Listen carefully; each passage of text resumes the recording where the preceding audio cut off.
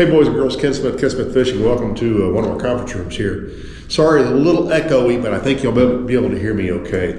I wanted to put up a video with a couple of thoughts on the upcoming Sealy, which I'll be down there this weekend fishing the Sealy. And I think there's some stuff. Well, so I started this video out of curiosity for myself, but I thought once I compiled the data, or once my guy compiled the data for me, I got some great people. I wanted to share what we found and maybe a couple of conclusions that will help you. But before we go there, and we'll also talk a little bit about some other things. I get a lot of questions right now about navigation on Rayburn, so we'll cover that as well. But let's jump into, we were curious as we were looking at fishing the Sealy, was there a time to weigh fish? Were there better times than others to weigh fish? Both on the bottom end, trying to get, so if you know Sealy, they pay 1st through 15th place each hour, and then of course they pay the overall prices as well. So we started compiling the data. I say we, one of my guys compiled the data and said, okay, well, let's look and see across the board, when's the best time to weigh a big fish or a small fish. So this is the last 3 years, 2021, 22, and 23. Day 1 across the top, day 2 across the middle, day 3 across the bottom. And what you see here is we kind of noted in the green where a fish under 4 pounds won money. And we're going to ignore the BC column is the bonus hour or whatever it is where you wear the shirt or have the shirt, you get a bonus. They go down 2 extra places in the payment. We're going to ignore that. We're only going to look at 1st through 15th place. And then the second, the yellow is somebody won money in an hour with a fish under 4.5. The green print is somebody won an hour with a fish under 8 pounds, and then the red print are the biggest fish of the day. And as you kind of look at this, one thing really jumped out at me, and that was there were a lot more small fish weighed in 2023 that got paid than 2022 or 2021. And so I really started kind of digging on that. I was curious.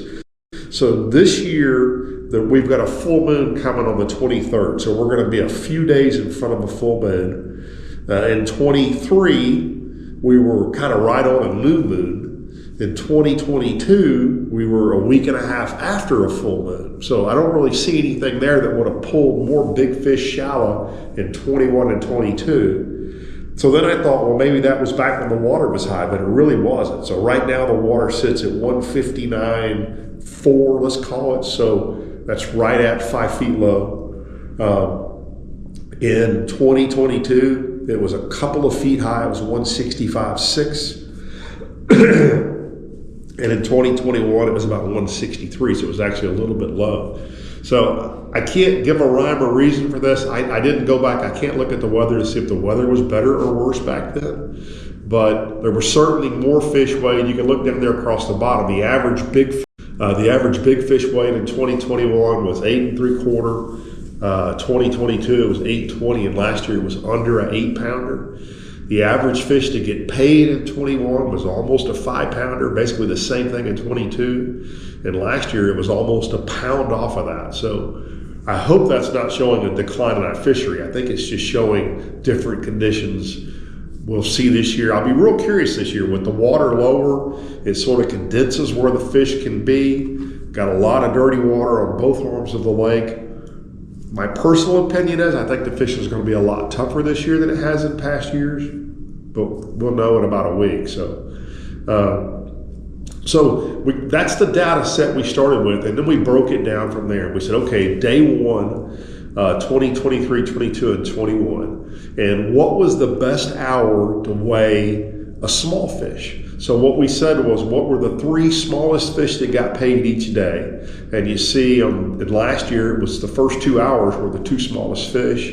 And then in the prior year, it was kind of early in the day. Same thing back in 2021. So that suggests a pattern to us. We'll come back to that.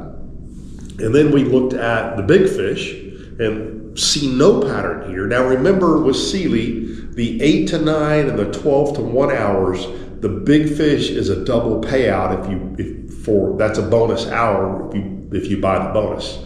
But what you see here is there's not really a pattern from a big fish standpoint. Big fish get weighed early, big fish get weighed late. It's kind of across the board. One thing I did catch was out of the 3 years, those 2 bonus hours in each of those years on day one, only one of those 6 fish that won a bonus hour was smaller than the average big fish weighed during the day. That was at 698 last year. So I'll come back to that as well. We then looked at day 2, and we found this one actually surprised me. On day 2, a lot more small fish got weighed in. I would love to know. I bet you day 2 last year was windy, but I could be wrong. But a lot more small fish. Small fish got weighed late in the day. The second 2 years ago, they got weighed kind of all through the day, and the same thing in 2021. No real pattern there. But then when you look at the day 2 big fish, what you're starting to see here is kind of that same pattern. Only one of the 6 bonus hours was smaller than the average fish. So that would have been that 12 to 1 last year, but it was one with the 639, where the average big fish that won for the day was a 759. Now, back to the theme from the first day. On day 3, a lot of small fish, a lot of the smaller fish that got paid were early in the day, especially last year. And then looking at the big fish, there were none of the big fish that for the bonus hour winners were smaller than the average fish.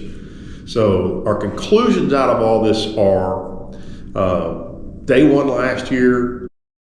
So our conclusions to all this, and by the way, I'll be real curious if you guys see a conclusion. Please comment down below if you see a pattern I didn't catch here or we didn't catch. But day 1 of the last 3 years, 6 of the 9 smallest fish that got paid got weighed in by 10 a.m. So that suggests to me, if you've got, that 3 and now obviously everybody's trying to win the 3 exactly, the 4 exactly, and the 5 exactly, because that's big money. But if you've got that 3.5, 4 pound fish, you probably want to get it in pretty early in the day to try to sneak a check out of that, in one of those 12th through 15th places. And then days 2 and 3 last year, it was half of those smaller fish were weighed by 10 a.m. So that suggests some pattern that if you have one of those smaller fish, you really want to weigh it in an earlier hour on one of the 3 days. The big fish conclusion, the only conclusion I can come up with is you better have a big one, because guys are sitting on those big fish for those hours. The average 2023 winner for all hours was a little bit under an 8 pounder. The average for those 2 bonus hours was an 828. Not a huge difference. The prior year, though, it was more than a pound difference between the average fish and the 2 average winners, the 2 winners of the bonus hour, and then more than half a pound, 3/4 of a pound in 2021 as well. So that suggests if you're going to try to weigh a big fish in one of those bonus hours, you better have a great big one, because you're not going to sneak in. There's actually one instance, and it was back in, it was last year actually, I think. Let me look again. Yeah, so it was last year. Day 2, the 12 to 1 o'clock bonus hour, a 639 won the bonus hour. And guy's got to be kicking himself, because he weighed at 838 the hour before that. A 639 won noon to 1, and a 652 won 1 to 2. So that's brutal, but that's the game you got to play with these and knowing where to fish. I also wondered a little bit maybe if those smaller fish cash checks earlier in the day, because guys basically fishing from Caney up, if you caught a 3.5 pounder at Stanley, you're 45 minutes to get down to the weigh-in and get that fish weighed, and you're going to lose the bulk of your morning. And I think a lot of guys aren't willing to sacrifice that for a $200 or $300 check. They'd rather stay up there and fish and take their chances trying to catch a check later in the day. And that's what I would do as well. So a couple of other things, so I've fished a few of these in the past, and I will tell you, Sealy enforces his rules. And there's a couple that you really better pay attention to. Number 1, you better have a throw cushion. Number 2, you better have a charged fire extinguisher. And you better have a horsepower rating on your boat, that plate, and your motor better be smaller than that plate. You've also better have your fishing license with you. The rules say your license or a copy of the email where you got your license. I don't have that. I've actually got to go get a printed copy. All I have, and I don't know if this will work or not, but all I have is on the Park and Wildlife website. It shows I have a license, but I'm going to spend the $10 just to be safe and go get a printed copy of my license. And then you better have updated registration with the stickers on your boat, and you better have your paperwork in your boat showing that the boat's registered. I will tell you, you also better have your life jacket on and your kill switch attached. And I saw this at Toledo Bend. This has been 7 or 8 years ago. A guy won, and I don't know if he won an hour or because I had won money in an hour, and I went back down to get in my boat, and they brought that guy down, and they said, okay, sit down in your boat so you see that your kill switch is operational. He sat down in his boat, he cranked his boat, he popped his kill switch, and they said, you're disqualified. And he goes, why am I disqualified? He goes, you just cranked your boat without zipping up your life jacket. And, they disqualified the guy. So they're not fooling around with that. So make sure you got your throw cushion. Make sure your boat and yourself are registered. Make sure your horsepower rating is appropriate. Make sure you got a fire extinguisher in the boat. And everybody's got to have their life jackets on and zipped up. Everybody in the boat's got to be fishing the tournament. They'll enforce all of those rules. The one other question I'm getting a lot is navigating the lake. Now, Clayton Boulware told me this, and I never knew this until he told me this. So at Toledo Bend, when they cut the boat lanes, the lake had water in it, and they cut the lanes. So the danger at Toledo is when the water comes down, there's sawed off stumps at some level in boat lanes. We've all seen them. That any of us who fish Toledo much have seen those. Rayburn, they actually ground the stumps in most of the boat lanes.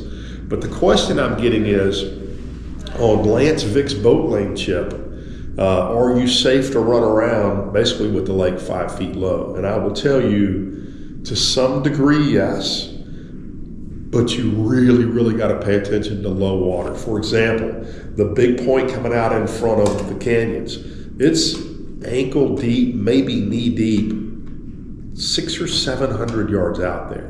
So really pay attention to your depths. And I'll also tell you, if you're going north, if you're going up the Atoyac, if you're going up the Angelina, if you're going up the Ash Arm, once I get above the bridge, once I get above the deer stand or the power lines at the Atoyac, I would be that's not true, I would not be extremely cautious. I would be idling.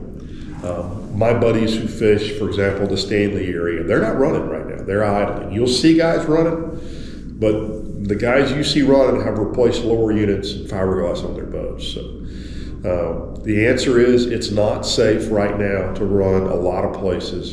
If you stay on the big lake, you're probably safe. There is some exposed timber, like that timber out in front of Five Fingers, but just watch for shallow water. Pay very close attention. If you have the ability to change the depths on your charts, on your graphs, make sure and set those 5 feet low, because the lake is low, and that brings a lot of offshore water into play, being really, really shallow. So there you go. As I said in the video at Jones earlier in the week, I will be around Saturday afternoon at the weigh-in if you guys want to come by and check out the new build on my Puma and the electronics, the next big thing, and the Garmin's we've put in it. I love it. I'll be fishing out of it for 3 days. So if you see me, please say hi. If you want to come check it out, come by the boat, check it out. So thanks for tuning in, guys. Hope you enjoyed that. I've got a really good video for you guys tomorrow on some Garmin setup stuff. So stay tuned. This is a 3-for-week. So we got 3 videos coming up this week because I wanted to get this up for you guys that are fishing Sealy.